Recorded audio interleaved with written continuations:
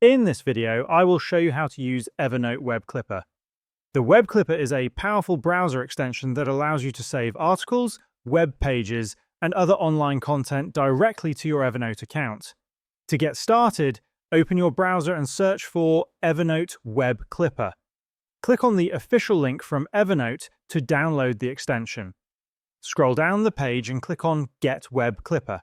Select your browser, Chrome, Firefox, or Safari, and click on the download link. If you're using Chrome, click Add to Chrome and then Add Extension to install the Web Clipper. To use the Web Clipper, navigate to any article or web page you want to save.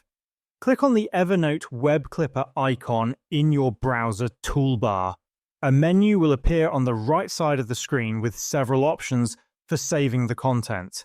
You can choose to save the content as an article, which removes unnecessary elements like ads and sidebars. This option is great for saving clean, readable versions of articles. Alternatively, you can save the full page, which includes everything on the page, or a simplified version of the article, which retains the main content but removes distractions. If you only want to save a link to the page, you can use the bookmark option. This is useful for quickly saving references without cluttering your notes. For more control, use the multi-select option to manually select specific parts of the page to save. Once you've selected the content, choose the notebook where you want to save it and add any tags if needed. Click Save Clip, and the content will be saved to your Evernote account.